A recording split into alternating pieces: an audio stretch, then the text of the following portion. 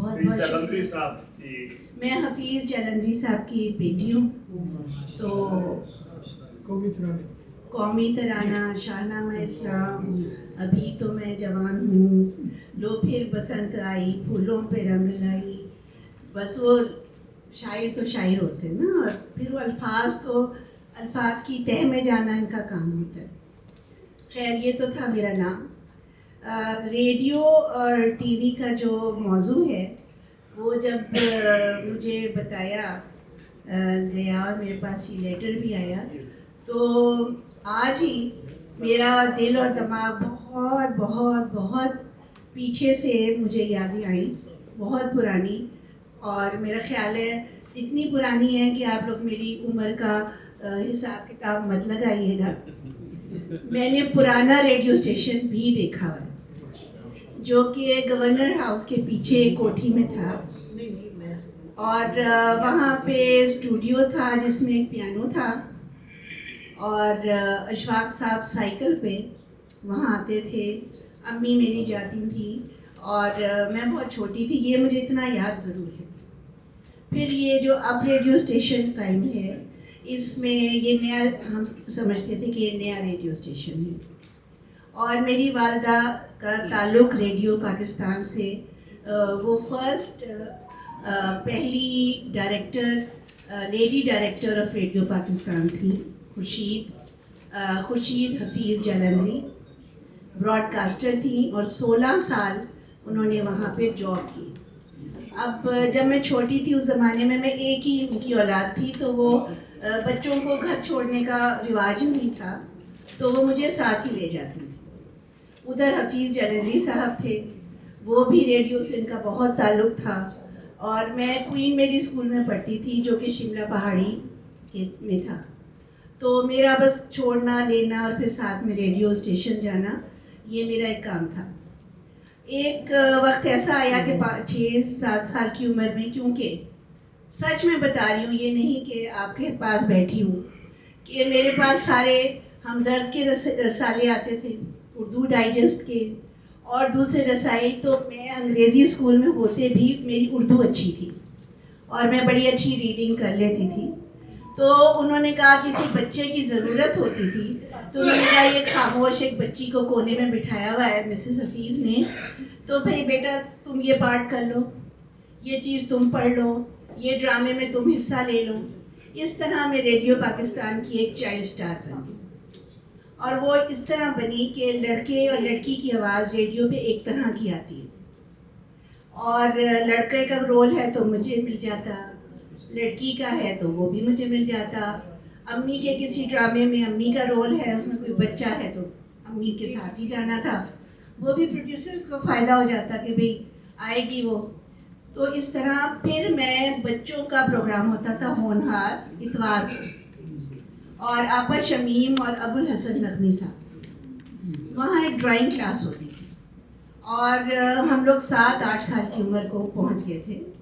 تو drawing class میں different دھاگوں سے رنگ بنانا، ڈفرینٹ چھاپوں سے تصویریں بنانا.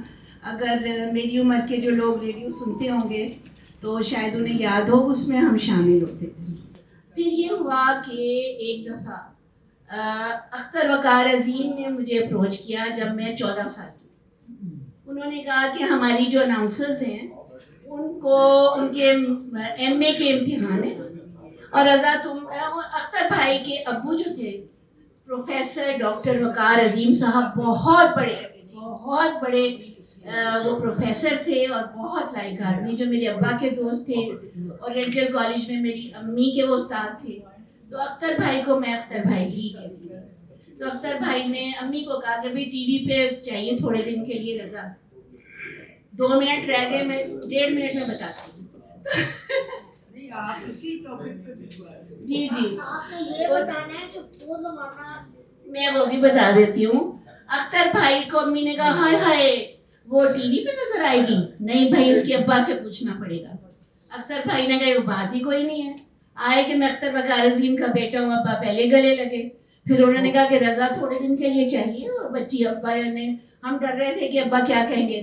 Oh, she is my daughter, very talented, okay. جناب میں ٹی وی پہ آنا شروع ہو گئی. اور مختصر یہ کہ پہلے انہوں نے مجھے بچوں کا ایک چنک ہوتا تھا کارٹون, یہ وہ یوگی بیئر اور وہ کون سا چوہے والا ہوتا تھا, اس کی اناؤنسمنٹ دی. پھر ہماری بڑی اناؤنسرز جب نئی چھٹی کی تو میں پھر وہاں کی اناؤنسر اور پریزنٹر بن گئی.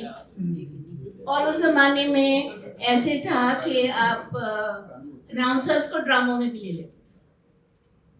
اور وہاں پہ آپ کو پتہ ہے کہ میں نے یاور حیات صاحب, نثار حسین صاحب, ظہیر بھٹی کے ساتھ, اور جناب مستنصر حسین تاڑڑ کے ساتھ, عثمان گیلانی, محمد کبیر, عابد علی, اور میں نے پہلی دفعہ ڈرامہ کیا تھا تلاش ٹی وی پہ. عابد علی پہلی دفعہ آئے تھے, ہم ریڈیو سے آئے تھے. اور پھر گنو بھائی کے ڈرامے ہوتے تھے, اشفاق صاحب کے ہوتے تھے. مگر کسی میں یہ نہیں تھا کہ ساس رو رہی ہے, جو میاں ہے وہ بیوی کو تھپڑ مار کے نکال رہا ہے اور گولیاں چل رہی ہیں. آپ کو پتہ ہے اشفاق صاحب کے اور بانو آنٹی کے ایسے ڈرامے نہیں ہوتے تھے, منو بھائی کے یہ ڈرامے نہیں ہوتے تھے. مستنصر حسین تاڑڑ خود بھی لکھتے تھے اور کام بھی کرتے تھے, یہ بالکل نہیں ہوتا تھا. اور یہ جو چینج آئی ہے اس سے تو اتنا ڈپریشن ہو گیا.